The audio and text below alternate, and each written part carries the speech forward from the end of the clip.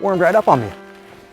Welcome back, guys. It's Matt, and today I've returned to my favorite familiar forest to scope out some flowers, make some photos, and a big announcement that I'm really excited about. I've hardly got the woods to myself today. It's Saturday afternoon, which just happens to be the first non-stormy day that we've had this week. This is also the time of year when the whole community converges on this location to discover that it's not a very good place to look for mushrooms. Wildflowers, however, are in stock on every aisle. And today I'm going to show you some of the best woodland wildflower viewing in Indiana. Let's go.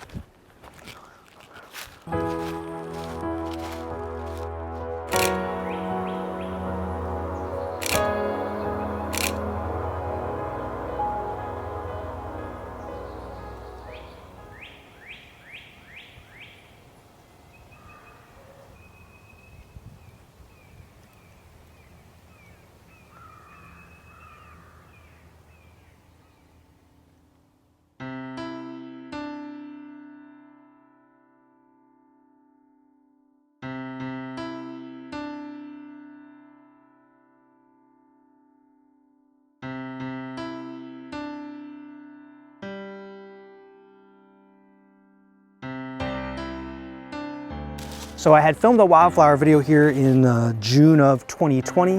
Yeah, it was just after the park had reopened from its COVID shutdown in 2020. So I just caught the end of the wildflower season that year. But what's so fascinating about the natural process of wildflower development is you come back every couple of weeks over the course of the spring, even in the summer and the autumn, and they're completely different species out. So, you know, the show's constantly changing for you. But what's also nice about spring is that there's no foliage to block the light, there's no biting insects out, and, you know, it's not quite as weedy here in the undergrowth. So, really fantastic time in terms of enjoying the photographic experience to get out into the woods and make photos. So I was hoping the trillium would be in bloom today, but looks like that needs a couple more weeks. The trillium make a fantastic foreground because they've got nice broad petals that are easier to fill the frame with, but still lots of smaller wildflowers out. Violets are out today in full force, so still plenty to enjoy, plenty to feature. What can be frustrating about that is not every flower species blooms every year. The flowers are really fragile. They easily blow away in storms, which are frequent in spring, and that being the case also, you don't always have the perfect weather conditions to get out and photograph a species when it is in bloom. So that's why I always say that your favorite photo subjects are years-long projects, not necessarily projects for a season or a week, you know, or a vacation stay. This is a new scene for me. I just found it today, and of course when you come in different lighting conditions you'll find different scenes. So today just a very, very slight haze diffusing the light, almost direct sunlight, but these are the lighting conditions that I have to work with while the flowers are in this state. And in these lighting conditions, what attracted me to this scene was the backlight behind the tree. That's putting a nice angled shadow down here on the forest floor. It's working with the downed wood in the foreground to give me a sort of complementary foreground. I don't mean complimentary as a pun, but it is a 90-degree angle. With some more like there were two subdominant trees here in the background, and I may actually reframe this just a little bit to work. This tree here is it's just not working with me, so I'm gonna change the angle here just a little bit, and then I think I'll take the camera a little lower so that I can incorporate more of these smaller wildflowers in the frame as well. About 22 millimeters looks like about the correct focal length for this scene. Now, in terms of the mayapple in the foreground, I don't want to cut this off out like that, so I can see there's sort of a separation here, and I'll move the camera forward to take advantage of that natural separation. It's composed very conventionally on a rule of thirds, and I'll talk a little bit more about that later. F11 at ISO 400 to give me a 1/80th of a second exposure. Sorry, the breeze just stopped, to help counteract what the disturbance that the breeze is causing in these foreground plants. Okay, that looks a little bright, so I'm going to give this a safety exposure at ISO 200. I also saw some lens flare there, so I'll try to take that out with my hand. And I think I'll do something different for this video and just show the raw file. So I'll show you the raw file here, and that'll let me get the video published a little more quickly, because believe it or not, the longest part of making these videos is editing the photographs. I like to spend time on that and make sure that I get them just right. That'll also give me the opportunity to make a video later where I can walk you through the editing process. So be sure you're subscribed if you'd like to see how I like to edit my forest photos.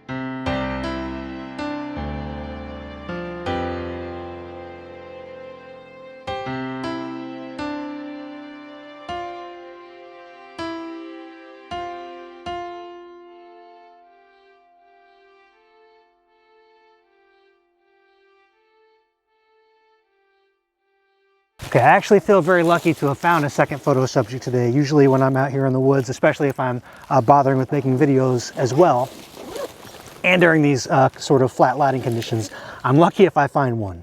You might notice that I don't normally work quite this close to the ground. That's because, like, normally in my photos, I think of them as sort of telling my story, and so I try to feature them from my perspective, or at least from a human perspective, right? A viewer's human perspective. So I don't usually do a lot of drone photography or this sort of foreground embellishment photography, but I guess I think of these photos as sort of more trying to tell the woods' story.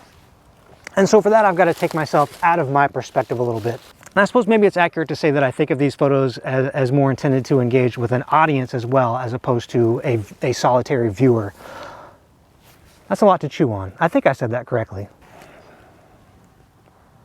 So in this instance, I've put the sun directly behind the tree so that the shadows are fanning out here towards the camera.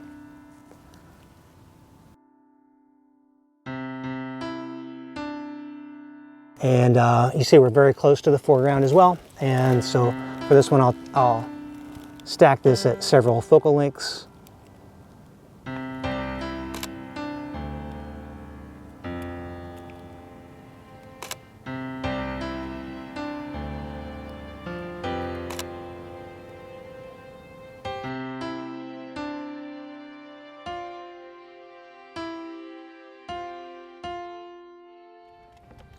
Out of time for today, boys and girls.